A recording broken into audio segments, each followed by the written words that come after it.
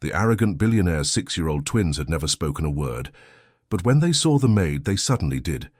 And what she said next left everyone frozen in disbelief. Marcus Wellington's twin children hadn't spoken a single word in 2 years, until the day a cleaning lady walked into their lives. What she said in those first moments would shatter everything he thought he knew about loss, love, and the power of shared pain. But no one imagined what would come next. Like and comment if this story touches your heart. Your engagement helps us share more incredible true stories of hope and transformation. The silence in the Wellington mansion was deafening. Marcus Wellington, CEO of Wellington Tech Industries, stood in his mahogany-paneled office on the 42nd floor, staring at the city sprawling beneath him like a kingdom he no longer cared to rule. At 35, he commanded a business empire worth $8 billion, yet he felt utterly powerless against the two most important people in his world, his 6-year-old twins, Ethan and Emma. It had been exactly 2 years, 3 months, and 16 days since the accident. 2 years since his wife, Catherine, died in that horrific collision on Interstate 95. 2 years since his children stopped speaking entirely. "Mr. Wellington?" His assistant's voice crackled through the intercom, startling him from his thoughts. "The new cleaning service representative is here for the interview." Marcus rubbed his temples, where a headache had been building since dawn, the same persistent pain that had become his constant companion since Catherine's death. He'd gone through 12 different cleaning services in the past year, each departure leaving him more desperate and isolated. None of them lasted more than a few weeks. The twins' behavior had become increasingly difficult. They would hide behind furniture when strangers arrived, knock over cleaning supplies with what seemed like deliberate intent, and create elaborate messes faster than anyone could clean them. Most workers quit after just a few days, unnerved by the children's silent, haunting stares and their uncanny ability to communicate with each other through looks and gestures that excluded everyone else. The house had become a battlefield of unspoken grief, where two traumatized children waged a quiet war against anyone who dared enter their sanctuary of sorrow. "Send them up," he said wearily. The elevator dinged softly, and Marcus turned toward his office door. He expected another middle-aged woman with tired eyes and a forced smile, someone who would promise understanding, but would inevitably leave like all the others. Instead, a young Latina woman stepped into his office with quiet confidence.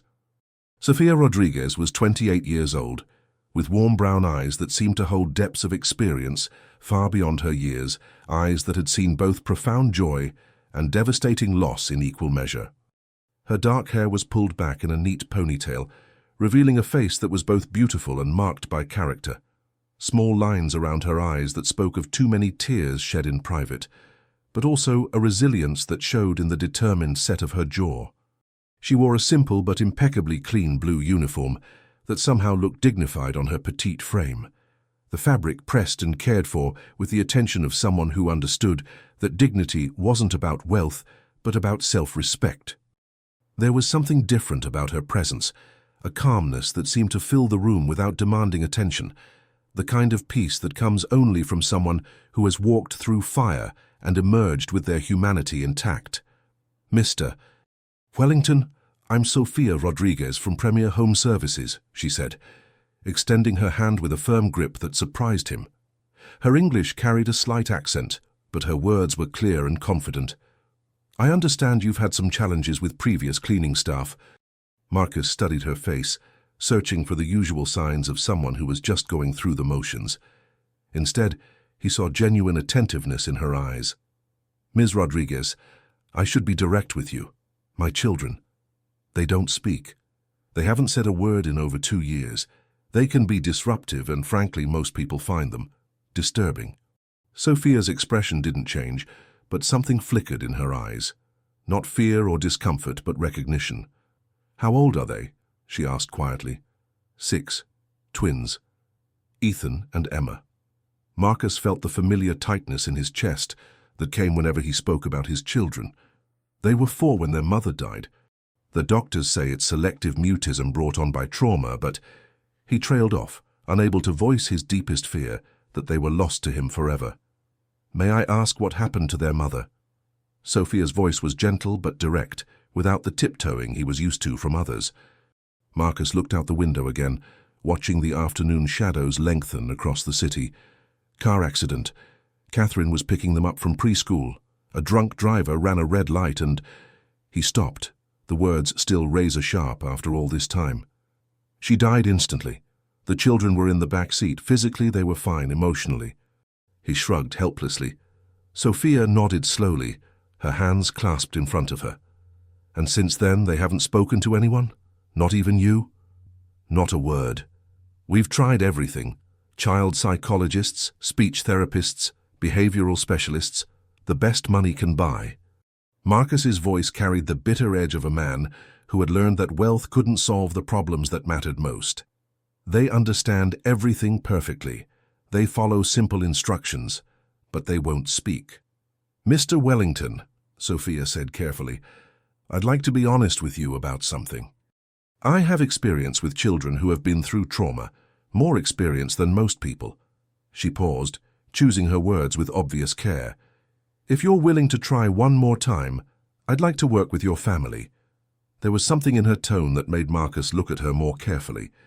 Behind her professional demeanor, he sensed a story, pain that had been carefully contained but never fully healed.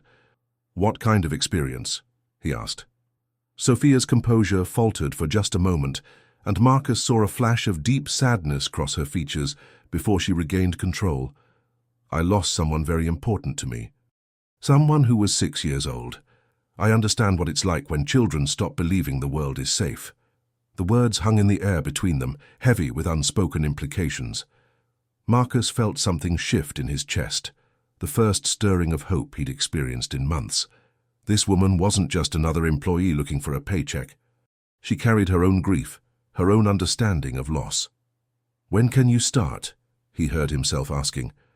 Tomorrow morning, if that works for you. I'd like to meet Ethan and Emma before I begin any actual cleaning. Children need to feel comfortable with new people in their space. Marcus nodded, surprised by her approach. No one else had asked to meet the children first. They usually wanted to avoid them entirely. They'll be having breakfast around 8:30. Our current nanny, Mrs. Henderson, can introduce you. Actually, if it's all right with you, I'd prefer to meet them on my own terms. Sometimes children respond better to people who don't come with explanations or expectations. Sophia's confidence was quiet, but unmistakable.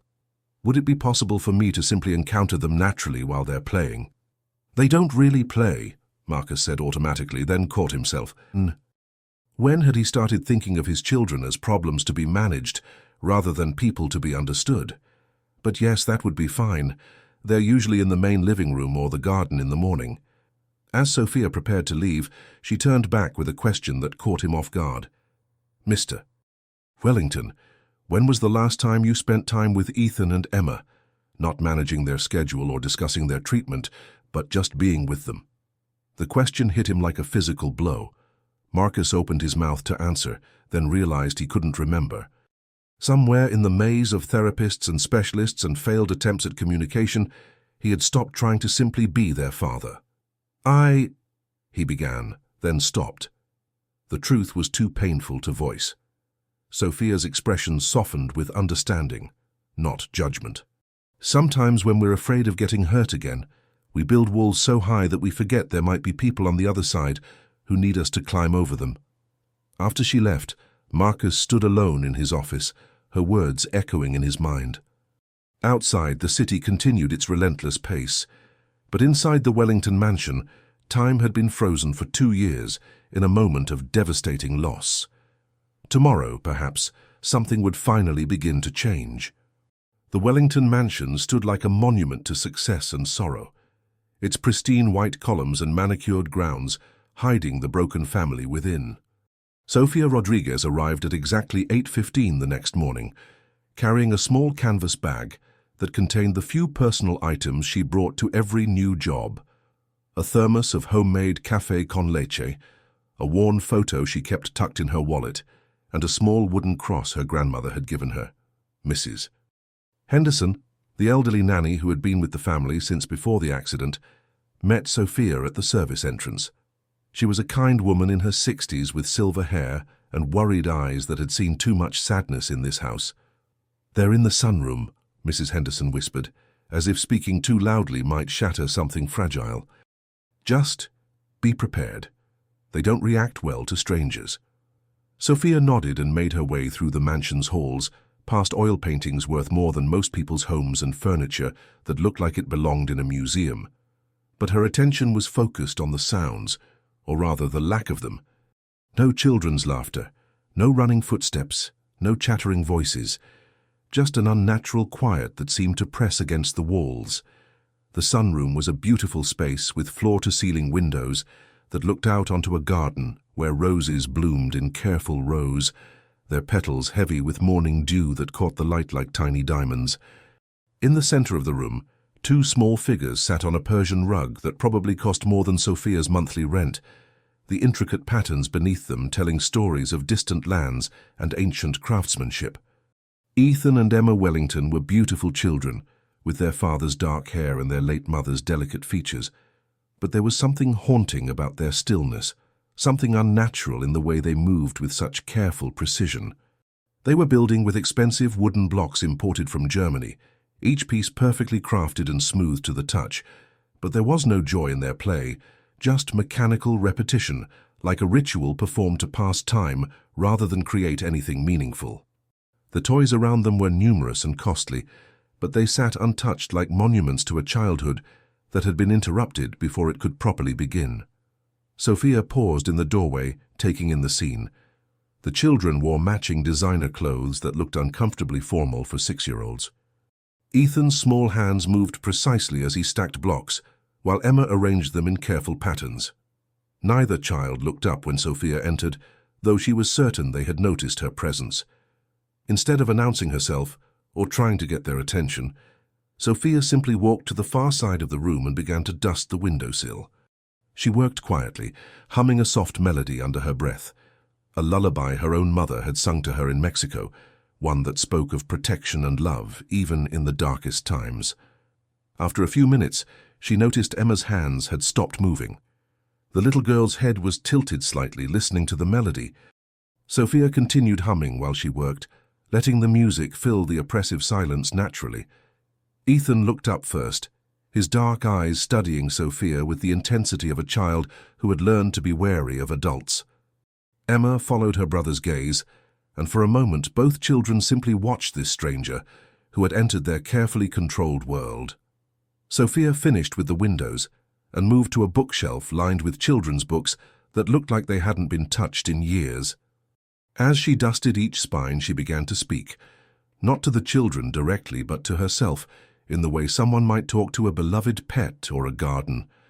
"These are beautiful books," she said in Spanish, her voice warm and conversational. "I wonder if anyone reads them anymore. Books get lonely when they're not read, I think. They have so many stories to tell, so many friends waiting inside their pages." Emma's head tilted further, and Sophia noticed the little girl's eyes tracking her movements. Children who spoke Spanish at home often maintained that connection, even when they stopped speaking English, Sophia knew. It was one of the first things she had learned in her own journey through loss. "You know," Sophia continued in Spanish, still not looking directly at the children, "I once knew 2 children who loved stories more than anything else in the world. They would make up adventures about dragons and princesses and magical forests. But one day, they decided to keep all their stories inside, like secrets too special to share." She moved to dust a small table where a family photo sat. Marcus, a beautiful blonde woman who must have been Catherine, and 2 laughing toddlers with bright, joyful faces. Sophia picked up the photo gently, studying it for a moment. "Their mama must have loved reading to them," she said softly, switching to English but keeping the same gentle tone. "I can see it in her smile. She had the look of someone who believed in magic." Emma made a small sound, not quite a word, but the first vocalization either child had made since Sophia's arrival. It was barely audible, like the whisper of wind through leaves, but it was something. Sophia carefully set the photo back in its place and continued her work, acting as if nothing unusual had happened. But inside, her heart was racing. These children weren't lost, they were hiding. and Sophia understood hiding better than most. As she worked, she began to tell a story in a mixture of Spanish and English, weaving the languages together the way her own daughter had loved to do when they would curl up together on rainy afternoons. It was the story of two little birds who forgot how to sing after a terrible storm destroyed their nest and separated them from their flock, and the wise mockingbird who helped them remember that their voices were still there, waiting to be found deep within their frightened hearts. By the time she finished dusting the sunroom, both children had abandoned their blocks entirely and were sitting facing her, their eyes wide and attentive. They hadn't spoken, but they were listening, really listening, for the first time in months. Sophia gathered her cleaning supplies and prepared to move to another room, but as she reached the doorway she heard it, a whispered word in Spanish, so quiet she almost missed it. Más. More. Emma had spoken. Sophia's hands trembled slightly as she gripped her cleaning caddy, but she didn't turn around. She had learned that with traumatized children, you never made too big a deal of small victories. Instead, she simply said, Mañana, pequeña. Tomorrow, little one. I'll tell you more tomorrow. As she walked away, Sophia felt tears threatening to spill. She had recognized something in those children that no one else had seen, the same thing she saw in her own mirror every morning. They weren't broken. They were protecting themselves the only way they knew how. But what Sophia didn't know was that Marcus had been standing just outside the sunroom listening to every word.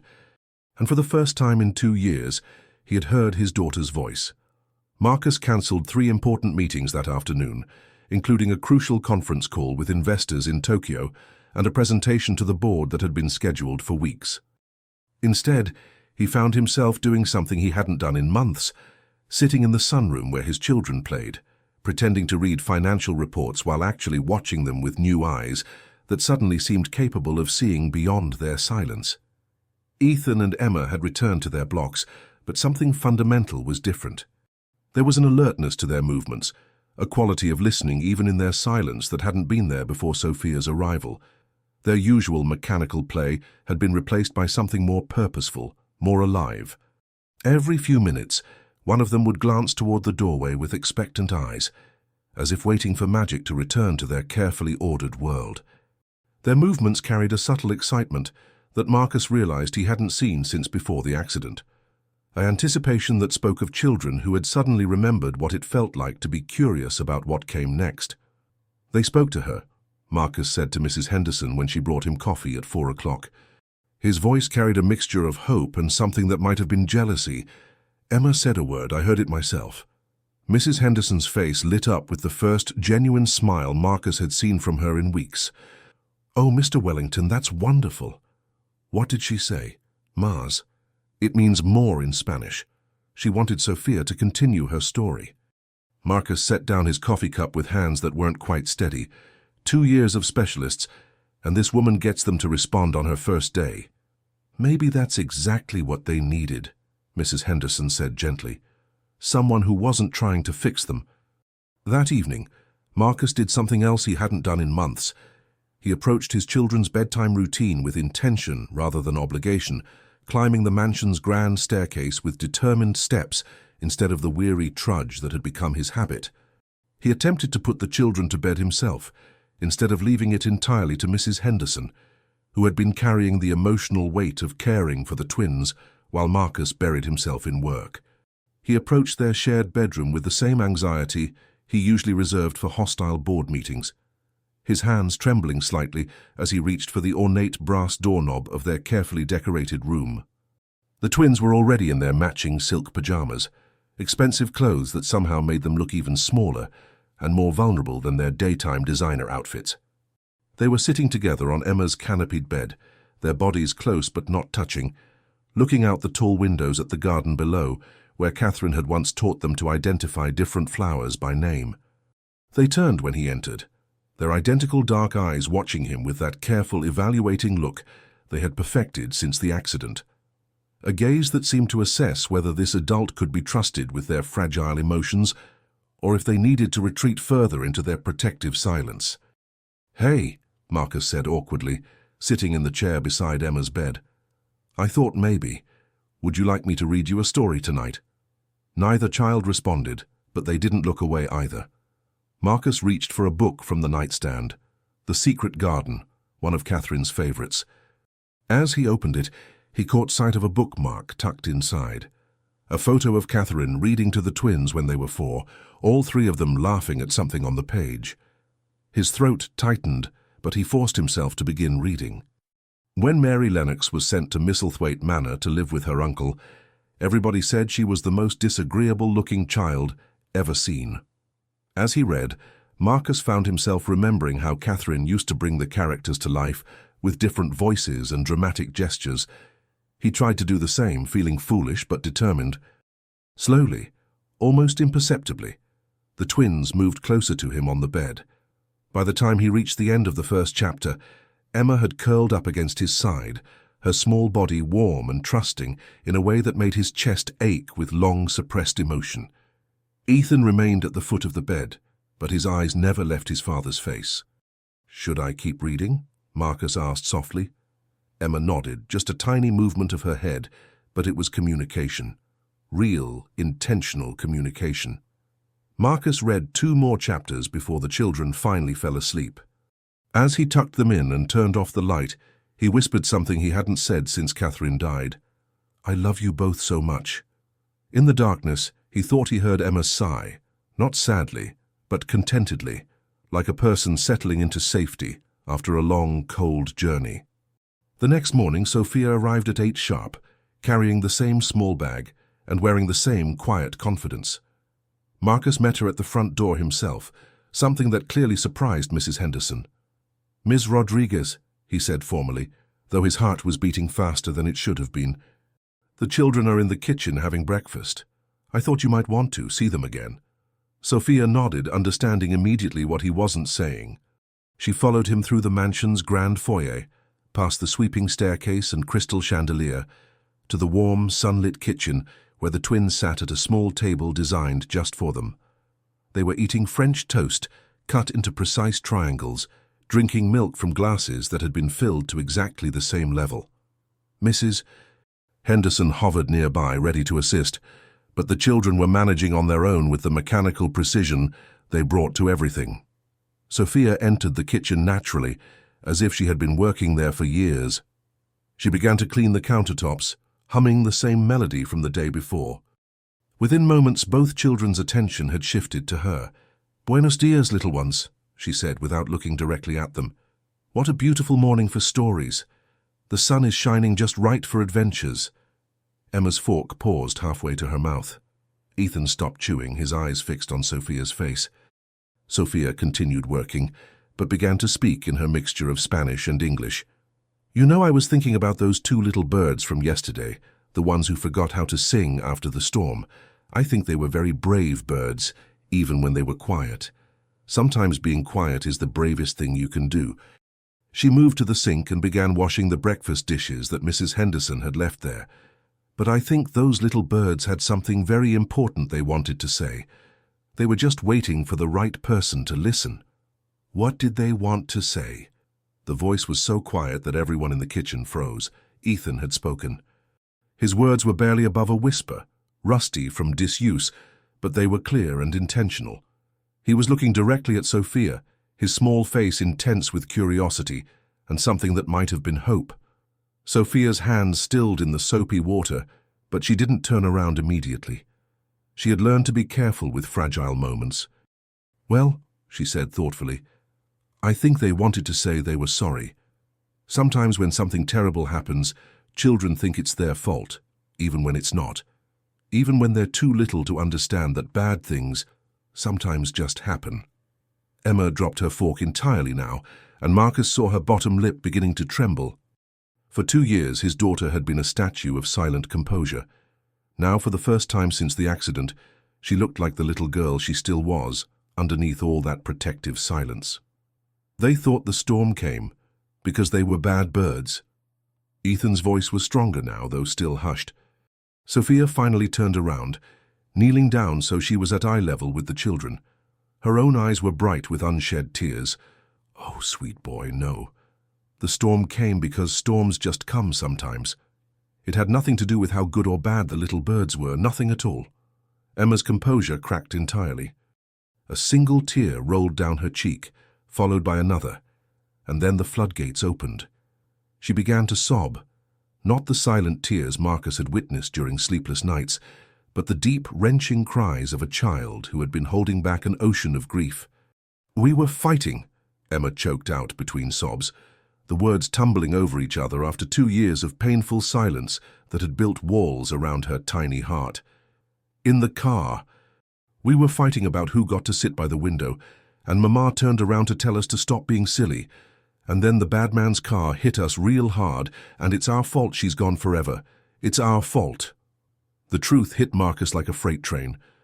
His children had been carrying this impossible burden of guilt for 2 years, believing they were responsible for their mother's death because they had been arguing in the back seat. He moved toward them instinctively, but Sophia held up a gentle hand, asking him to wait. "Emma, Ethan," Sophia said firmly but kindly, moving closer to the little girl who was now sobbing uncontrollably. "Listen to me very carefully. It was not your fault. Children fight in cars every day, every single day, and their mamas turn around to help them, and nothing bad happens. What happened to your mama was because a man made a very bad choice to drink alcohol and drive his car. It had nothing to do with you." Ethan had started crying too now, his small body shaking with the force of emotions he had kept locked away. "But we made her turn around." "Babies," Sophia said, and the endearment came out in a mixture of Spanish and English that somehow made it even more tender. "Your mama turned around because she loved you, because she wanted to help you be happy. That's what mamas do. She would never, ever want you to stop talking because of that love." Marcus felt his own tears starting as he watched this woman, this stranger who had somehow understood his children better in 2 days than he had in 2 years, gather his sobbing daughter into her arms. Emma clung to Sophia like she was drowning, and Sophia held her with the practiced gentleness of someone who understood the weight of a child's pain. "How did you know?" Marcus asked, his voice thick with emotion. Sophia looked up at him over Emma's head, her own cheeks wet with tears. "Because I carried the same guilt for too long.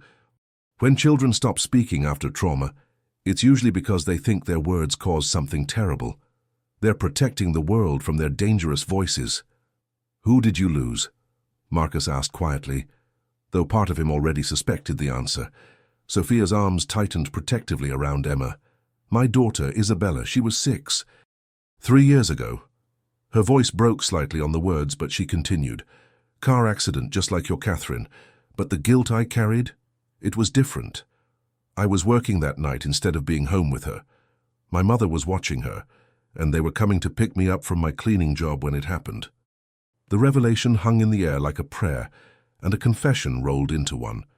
Marcus understood now why Sophia had recognized his children's pain so clearly. She had been living with her own version of it for 3 years. "The difference," Sophia continued, "is that I know now it wasn't my fault. Just like this wasn't your children's fault. But it took me a long time to learn that truth." Ethan had moved closer during this exchange, drawn by the gravity of shared loss. Now he reached out with one small hand and touched Sophia's arm. "Does it stop hurting?" he whispered. Sophia looked at him with infinite tenderness. "The missing never stops, mijo, but the hurting, it changes. It becomes something you can carry instead of something that carries you away. And the love your mama had for you, the love Isabella had for me, that never goes anywhere. It just waits for us to be ready to feel it again." Marcus sank into a chair, overwhelmed by the emotional weight of the morning. For 2 years he had been fighting the wrong battle. He had been trying to make his children speak instead of trying to understand why they had stopped. He had been managing their trauma instead of sharing his own. "What happens now?" he asked Sophia, feeling helpless in a way that had nothing to do with money or power, and everything to do with being a father who had lost his way. Sophia gently extracted herself from Emma's embrace and looked at both children seriously. "Now, we practice telling the truth. All of us. About what we miss, what we're scared of, and what we need from each other." She looked at Marcus meaningfully. "And we practice forgiveness, especially forgiving ourselves for things that were never our fault to begin with." Emma wiped her nose on her sleeve and looked at her father with red, swollen eyes. "Daddy, do you think Mama is mad at us?" The question broke Marcus's heart and healed it simultaneously. His daughter was speaking to him, really speaking, asking for the reassurance she had needed for 2 long years. "Oh, sweetheart," he said, moving to kneel beside her chair. "Mama could never be mad at you. She loved you more than anything in the entire world. She would want you to talk and laugh and be happy. She would want you to know that what happened was not your fault." Ethan slipped off his chair and walked over to his father. With deliberate care, he climbed into Marcus's lap, something he hadn't done since before the accident. "We missed you, Daddy," he whispered against Marcus's chest. Marcus closed his eyes, holding his son tightly, while Emma leaned against his side. They were still broken, all of them, but for the first time in 2 years, they were broken together instead of broken apart. Sophia watched the family reunion with tears streaming down her face, thinking of Isabella and the healing that comes only when we stop running from our pain long enough to share it with others. She had taken this job thinking she was just going to clean a rich man's house and earn enough money to send back to her family in Mexico. Instead, she had found something she thought she'd lost forever, a reason to believe in the possibility of healing, a purpose that went beyond mere survival. The sight of Marcus holding his children reminded her of her own father, who had held her just like this after Isabella's funeral, his strong arms the only thing keeping her anchored to a world that no longer made sense. She remembered how his tears had fallen onto her hair as he whispered promises about time healing all wounds, promises she hadn't believed then but was beginning to understand now. What none of them knew was that the hardest part of their journey was still ahead, and the connections forming in this sunlit kitchen would be tested in ways they couldn't imagine. Outside, storm clouds were gathering on the horizon, both literal and metaphorical, and the fragile trust beginning to bloom between them would soon face challenges that would either destroy them completely or forge them into something stronger than any of them had ever been alone. The Wellington family was about to discover that healing isn't a destination but a journey, and some paths require more courage than others to walk. Like and share if you're invested in this family's healing journey. Your support helps us bring more powerful stories of hope to the world. The breakthrough in the kitchen that morning marked the beginning of what Marcus would later call the awakening. Over the following weeks, Sophia's presence in the Wellington mansion created ripples of change that touched every corner of the house, like sunlight breaking through curtains that had been drawn shut for too long. The twins began speaking more each day, tentative whispers at first, then fuller sentences, and finally the unstoppable chatter of children discovering they had 2 years of thoughts and feelings to express. Their vocabulary emerged like flowers after a long winter, sometimes in English, sometimes in Spanish, often in the beautiful mixture that Sophia had taught them was perfectly acceptable in a household that celebrated both languages. But the progress wasn't linear, and Sophia had warned Marcus it wouldn't be. There were setbacks that tested everyone's patience and resolve, days when the fragile trust they had built seemed as delicate as spun glass. Some mornings the children would retreat into silence again, overwhelmed by the emotions they were learning to process and terrified by their own vulnerability. Other days, they would cling to Sophia with desperate intensity, following her from room to room with the anxious attachment of children who had learned that people they loved could vanish without warning, leaving behind only memories and the terrible silence of absence. Marcus found himself changing too, though he fought the transformation every step of the way, with the stubborn resistance of a man who had built his identity around emotional control and professional detachment. Success in business had taught him to compartmentalize emotions, to treat problems as puzzles to be solved with the right strategy and enough resources, to view setbacks as temporary obstacles rather than devastating defeats. But his children's healing couldn't be bought or scheduled or managed like a corporate restructuring. It required something he had almost forgotten how to give: vulnerable, present love that demanded he show up completely, without armor or defense mechanisms, ready to be hurt again if that was the price of being truly alive. 3 weeks after Sophia's arrival, a crisis tested everything they had built together with the sudden force of a storm that threatens to uproot everything in its path. It started on a rainy Thursday morning, when Emma woke up screaming from a nightmare that had become disturbingly frequent, her small voice echoing through the mansion's halls with the kind of terror that cuts straight to a parent's heart. In her dream, she was in the car again, strapped into her booster seat with the cartoon characters that had once made her smile, but this time when she looked in the front seat, Sophia was driving instead of her mother, and the drunk driver was heading straight for them with the same inevitable horror she had witnessed once before. The nightmare was her mind's way of processing the impossible fear that loving someone new meant losing them too, that happiness was just a setup for another devastating goodbye. "She's going to leave us too." Emma sobbed into Marcus's shoulder as he carried her to the kitchen where Sophia was preparing breakfast. "Everyone leaves us, Daddy. Everyone we love goes away." Marcus felt his own panic rising. He had worked so hard to keep his children safe from further loss that he had inadvertently taught them to expect abandonment. How could he promise them that Sophia would stay when he was terrified of the same thing? Sophia looked up from the stove where she was making the twins' favorite breakfast, pancakes shaped like butterflies, a creation that had emerged from their shared storytelling sessions. Her face was calm, but Marcus could see the pain in her eyes. She understood Emma's fear because she lived with her own version of it every day.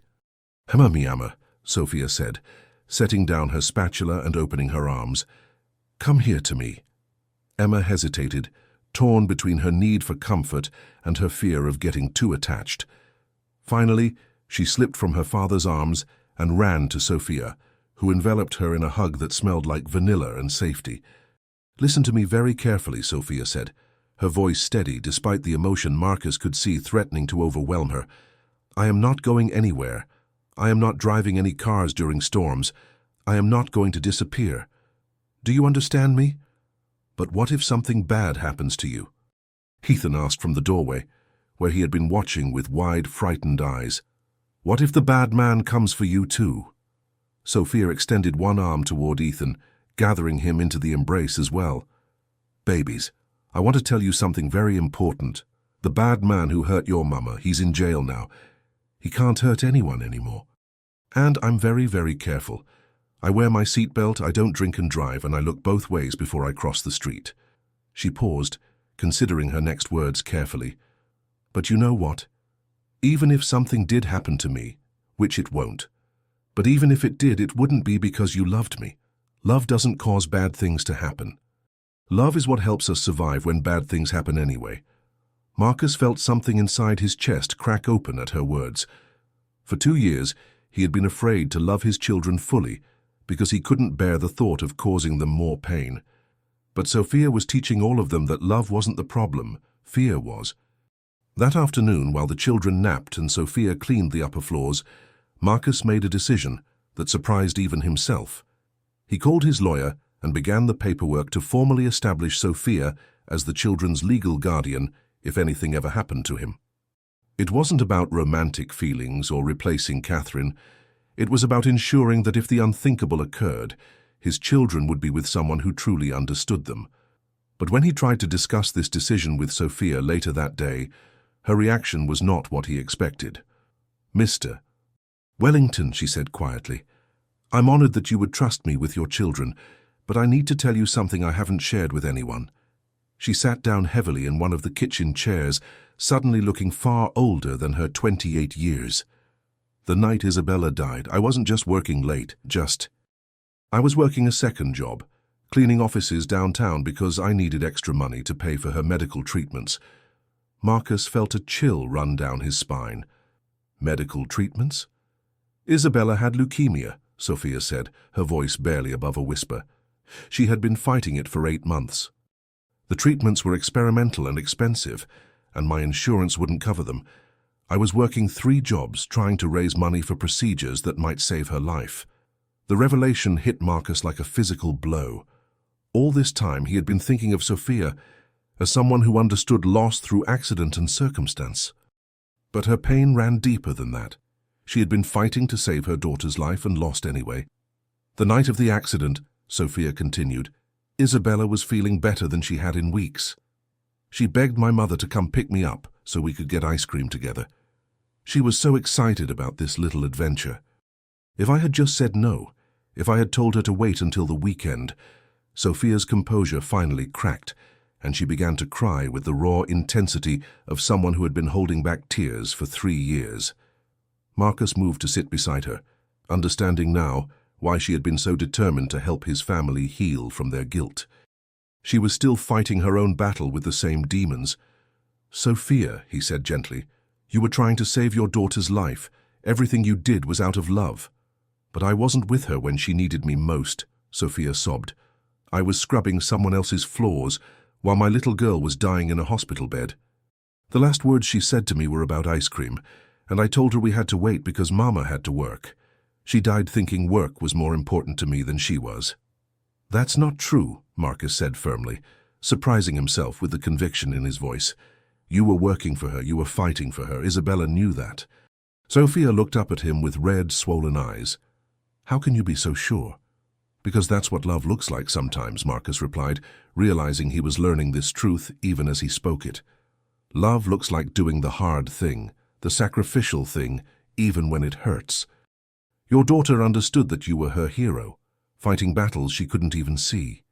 They sat in silence for a moment, two broken adults learning to forgive themselves for crimes they had never actually committed. Outside, rain pelted against the windows with increasing intensity, but inside the Wellington kitchen, something profound was healing. "The children," Sophia said suddenly, wiping her eyes. "They're going to wake up from their nap soon. They can't see me like this."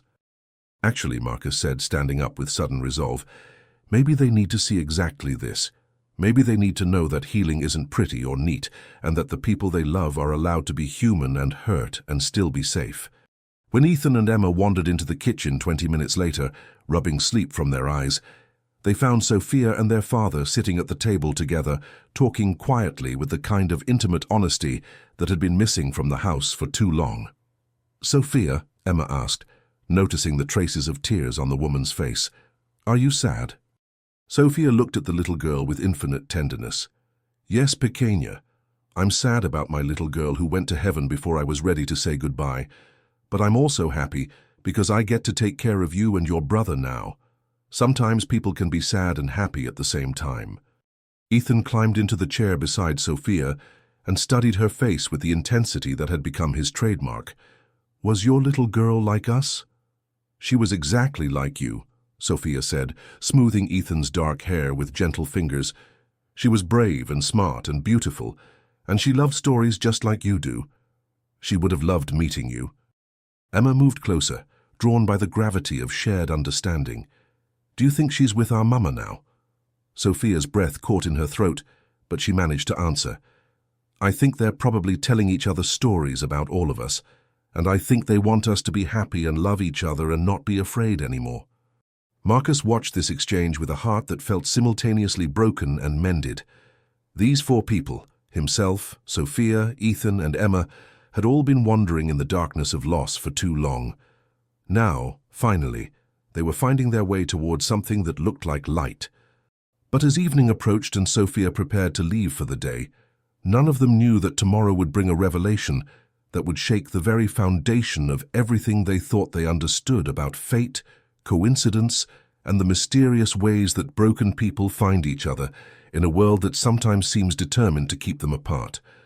The storm outside was intensifying, and with it, forces were aligning that would either destroy the fragile trust they had built or transform it into something unbreakable.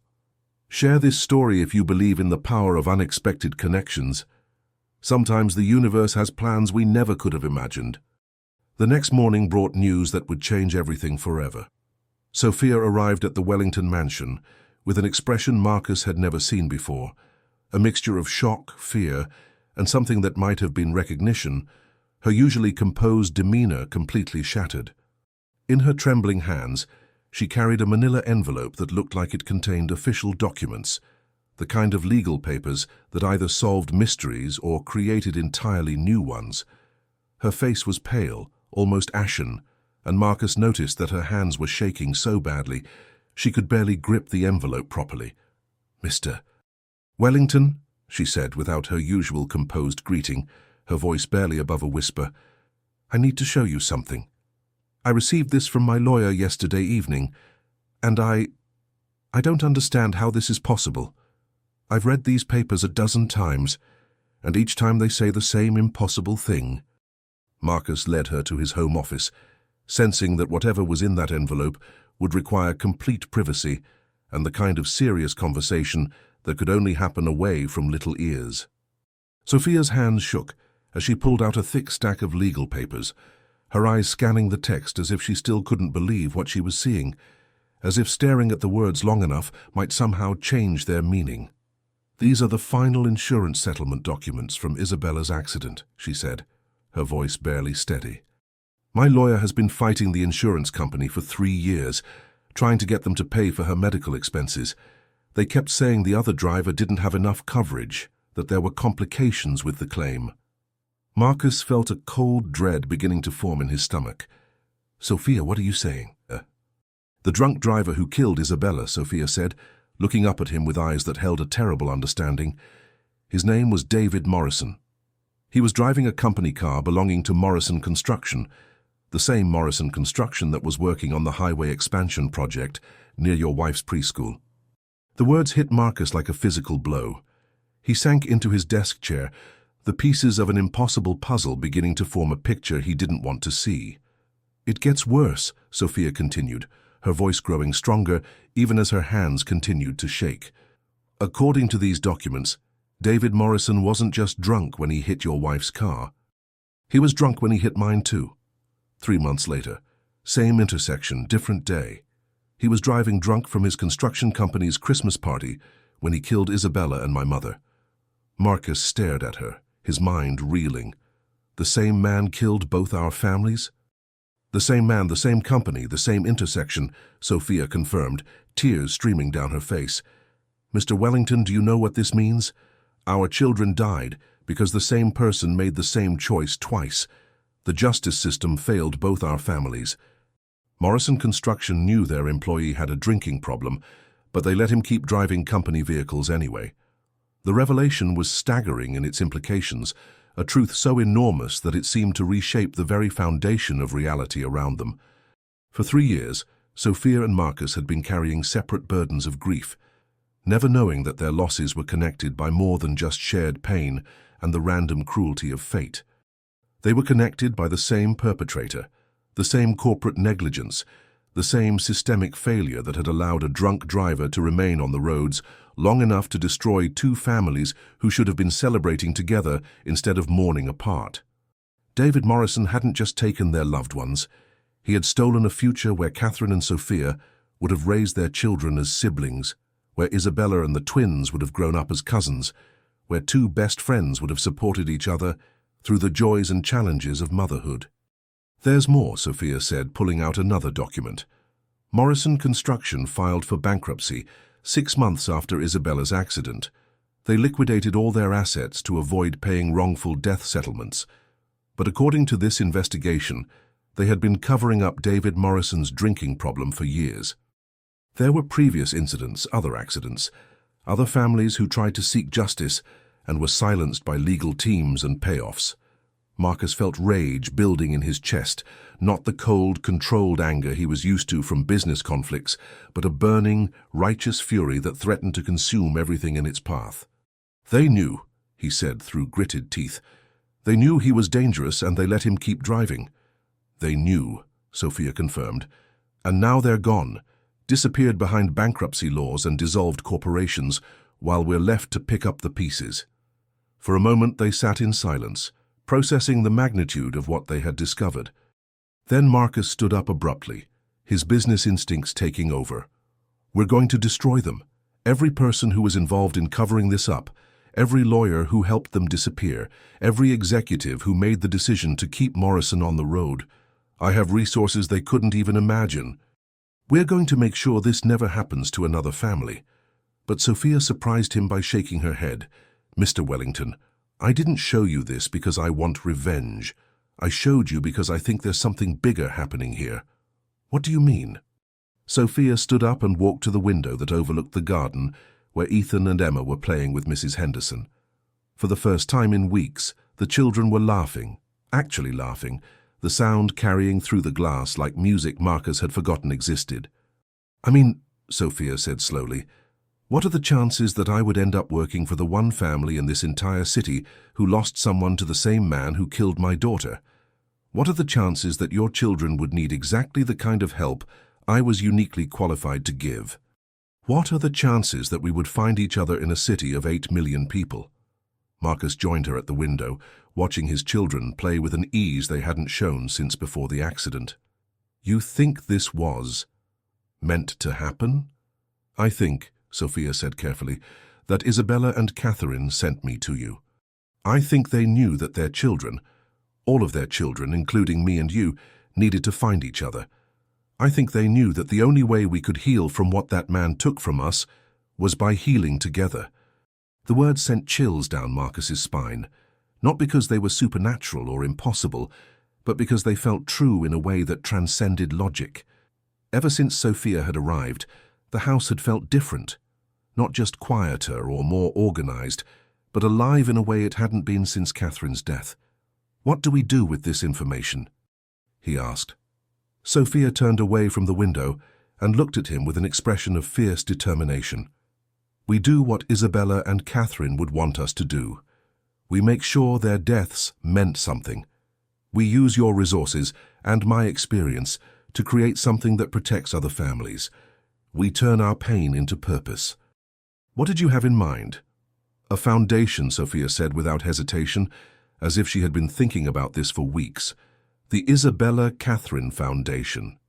We use your connections and money to lobby for stronger drunk driving laws, better corporate accountability, support for families dealing with traumatic loss. We make sure David Morrison was the last drunk driver to destroy multiple families without consequence. Marcus felt something shift inside him, the first stirring of purpose he had experienced since Catherine's death.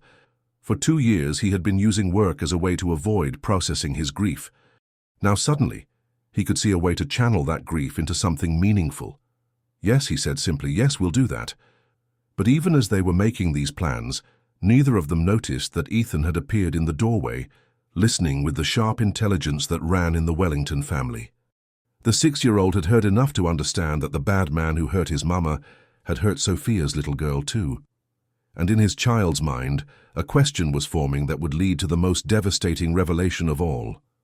That evening, as Sophia was preparing to leave, Ethan approached her with the directness that children use when they need answers to impossible questions. Sophia, he said, tugging on her uniform sleeve, if the same bad man hurt our mamas, does that mean we're like brother and sister now? Sophia knelt down to his level, her heart breaking at the innocent hope in his question. Oh, mijo, we're something even more special than that. We're a family that chose each other. But Ethan wasn't finished. With the persistence that had made him such a challenging patient for therapists, he asked the question that would unravel everything. Sophia, what was your little girl's whole name? Isabella, what? Sophia's face went white. She looked up at Marcus, who was standing nearby, and he saw terror in her eyes. Ethan, why do you ask? Because, Ethan said with the logic of a 6-year-old who had been paying attention to details adults missed, if our mamas died in accidents with the same bad man, maybe they knew each other. Maybe they were friends. Sophia's voice was barely a whisper when she answered, Isabella Catherine Rodriguez. The name hung in the air like a thunderclap. Marcus felt the blood drain from his face as the impossible truth crashed over him. Catherine, he said numbly. You named your daughter Catherine. After my best friend from college, Sophia said, tears streaming down her face. Catherine Wellington. She was my roommate for 3 years at Columbia. She helped me through my pregnancy when Isabella's father abandoned us. She was going to be Isabella's godmother. Sophia's voice broke entirely. She was on her way to visit us that day. She was bringing Ethan and Emma to meet Isabella for the first time. They were going to be playmates. Our children were going to grow up together. The revelation was so enormous, so impossible, that for a moment no one could speak. The drunk driver hadn't just killed 2 random families. He had destroyed a planned reunion between best friends, stolen the future where their children would have been raised as siblings, obliterated a connection that was supposed to bind their families together in joy instead of sorrow. Emma had joined her brother in the hallway, and both children were staring at the adults with wide, uncomprehending eyes. They knew something momentous was happening, but they couldn't grasp the full magnitude of the cosmic cruelty and strange mercy that had brought them all together. "You're Catherine's Sophia," Marcus said, his voice filled with wonder and heartbreak. "She talked about you all the time. She was so excited about you having a baby." She said you were like the sister she never had. Sophia nodded, unable to speak through her tears. She reached into her wallet and pulled out the worn photograph she always carried. A picture of herself and Catherine at their college graduation, both of them laughing and holding diplomas, both of them young and full of dreams about the future they would build together. We had talked about being in each other's weddings, about our children growing up together. But life got complicated. I moved to Texas when I got pregnant. She stayed in New York for graduate school. We exchanged emails for a while, but then, you know how it is. Time passes, people change, and suddenly years have gone by. I didn't even know she had gotten married until she found me on Facebook 6 months before the accident. She was so excited to reconnect, to introduce our children. She kept saying it was meant to be, that our daughters were the same age and would be best friends just like we were. She was coming to meet Isabella, Sophia managed to say. We had planned this day for months. Catherine was so excited to introduce our children. She said they were going to be best friends, just like us. Marcus took the photo with shaking hands, staring at the image of his wife as a young woman, her arm around the friend she had loved like family. "This is why," he said suddenly, understanding flooding through him. "This is why you recognized the children's pain so quickly. This is why you knew exactly what to say. You weren't just a stranger who understood trauma. You were Catherine's best friend. She was bringing our children to meet you." The magnitude of the connection was overwhelming. Fate had taken everything from them, but it had also brought them back together in the most unexpected way. Sophia hadn't just happened to apply for a cleaning job at the Wellington mansion. She had been guided there by forces beyond understanding, drawn back into the orbit of the family she was always meant to be part of. As they stood there in the growing darkness, processing the impossible truth of their connection, none of them realized that the hardest test of their newfound family was yet to come. If this story has moved you, please share it with someone who needs to believe in the power of healing and second chances. The weeks following the revelation about Catherine and Sophia's friendship transformed the Wellington household in ways that seemed to defy the laws of grief and healing. The knowledge that their losses were connected by more than coincidence created a bond between Marcus and Sophia that went deeper than shared trauma. It was a connection blessed by love from beyond the grave. Marcus threw himself into establishing the Isabella Catherine Foundation with the same intensity he had once reserved for hostile takeovers and billion-dollar acquisitions. But this time, his motivation came from love rather than ambition, from a desire to honor the memory of two little girls who would never grow up, rather than from the need to prove his worth in boardrooms full of men who measured success only in dollars. Sophia worked alongside him with a passion that surprised them both, her intimate knowledge of struggling families and her deep connections in immigrant communities providing insights that his privileged business world could never have offered. The twins flourished under this new energy that seemed to pulse through the mansion like a heartbeat restored to life.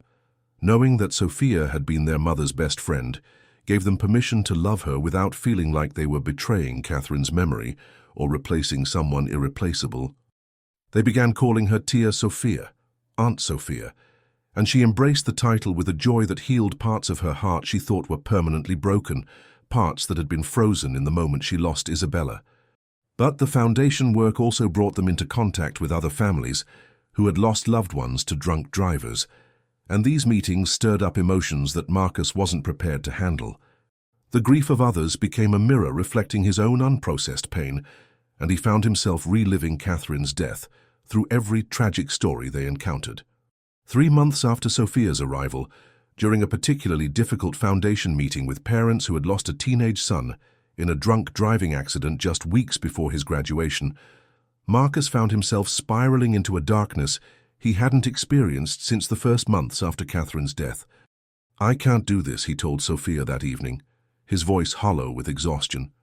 Listening to their stories, seeing their pain, It's like reliving Catherine's death over and over again. I thought I was healing, but I'm not. I'm just better at pretending. Sophia found him in his office at midnight, staring out at the city lights with a glass of whiskey in his hand, the first alcohol she had seen him touch since she arrived. The sight sent alarms through her entire being. "Marcus," she said quietly, using his first name for the first time, put the glass down. "Why?" he asked bitterly. "What's the point of staying sober when sobriety just means feeling everything? At least when I'm numb, I can function." "Because," Sophia said, moving to stand directly in front of him, "your children need you to feel everything. They need you to model what it looks like to carry pain without being destroyed by it. And because Catherine would never forgive me if I let you destroy yourself when you're finally learning how to live again." Marcus looked at her with eyes that held too much pain for one person to carry. "How do you do it, Sophia? How do you wake up every day knowing that Isabella is gone and keep going?" Sophia took the glass from his hand and set it aside, then pulled up a chair so she was sitting directly across from him. "Do you want to know the truth? There are still days when I don't want to wake up, days when the missing feels so big that I can't breathe around it. But then I think about what Isabella would say if she could see me giving up. What would she say? She would say, 'Mama, there are other children who need you to be strong. There are other families who need the love you can't give me anymore.'" Sophia's voice was steady, but tears were flowing freely down her cheeks. She would say that love doesn't end when someone dies. It just finds new places to grow. Marcus felt something break open inside his chest, a dam that had been holding back 2 years of carefully controlled emotions. "I miss her so much, Sophia. I miss Catherine so much that sometimes I can't remember how to breathe." "I know," Sophia said, reaching out to take his hands. "I know exactly how much you miss her. But Marcus, she wouldn't want you to stop living. She would want you to love those children with everything you have. She would want you to honor her memory by becoming the father she always knew you could be. What if I can't? What if I'm too broken to be what they need?" Sophia's grip on his hands tightened. "Then we'll be broken together until we're strong enough to be whole. That's what families do. They hold each other up when the weight gets too heavy for one person to carry." In that moment, something fundamental shifted between them. The careful professional boundaries that had defined their relationship dissolved, replaced by something deeper and more honest. They weren't employer and employee anymore. They were two people who had been entrusted with each other's healing by the women they had loved and lost. The next morning brought the Foundation's biggest victory and its greatest test. Marcus received a call from his legal team with news that would vindicate years of investigation. They had found evidence that Morrison Construction had knowingly covered up David Morrison's drinking problem for over 5 years. Text messages, emails, and witness testimony proved that company executives had been aware of multiple incidents and had actively worked to keep Morrison on the road to avoid liability. "We can destroy them," Marcus's lawyer said over the phone. "Criminal charges, civil suits, public exposure. This could result in prison time for every executive who was involved in the cover-up." But when Marcus shared this news with Sophia, her response surprised him. What would that accomplish, she asked. Would it bring back Catherine or Isabella? Would it heal the other families who lost people to drivers like Morrison? "It would be justice," Marcus said, though even as he spoke the words they felt hollow. "No," Sophia said firmly. "Justice would be making sure this never happens again. Justice would be taking the money we could win in lawsuits and using it to save lives instead of destroying the people who took them." That afternoon, Marcus made a decision that shocked his legal team and surprised even himself. Instead of pursuing maximum damages, he offered Morrison Construction's former executives a choice: face criminal prosecution and civil lawsuits, or work with the Isabella Catherine Foundation to completely revolutionize drunk driving prevention and corporate accountability. The executives, faced with prison time and financial ruin, chose cooperation. Within 6 months, the foundation had lobbied successfully for legislation requiring alcohol monitoring devices in all company vehicles, mandatory reporting of employee substance abuse incidents, and victim compensation funds that couldn't be dissolved through bankruptcy. But the foundation's work also brought an unexpected gift that would change their approach to healing forever. During a support group meeting for families affected by drunk driving, held in a community center that Sophia had chosen because it reminded her of the places where real healing happened, not in expensive offices, but in humble spaces where people gathered to share their truth, Sophia and Marcus met Dr. Elizabeth Chen, a renowned researcher who had been developing experimental therapy techniques for children with selective mutism caused by trauma. "Your children's case is remarkable," Dr. Chen told them after observing a session where Ethan and Emma were telling stories to other young survivors. "They've essentially healed each other through narrative therapy and shared experience. They've created their own treatment protocol." "What does that mean?" Marcus asked. "It means," Dr. Chen said with excitement, "that we can replicate this approach for other children." Sophia's instinctive method of using bilingual storytelling and shared trauma experience could help hundreds of children who are trapped in silence after loss.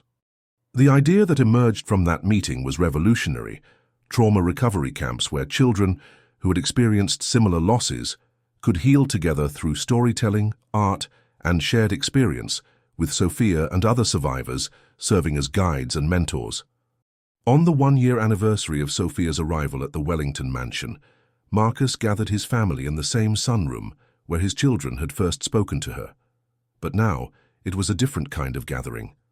Ethan and Emma, now 7 years old and chattering constantly, were helping to prepare a celebration for something none of them had expected: Marcus and Sophia's engagement. The proposal had happened gradually, naturally over months of shared healing and purpose, like a sunrise that you don't notice until suddenly the whole world is bathed in light.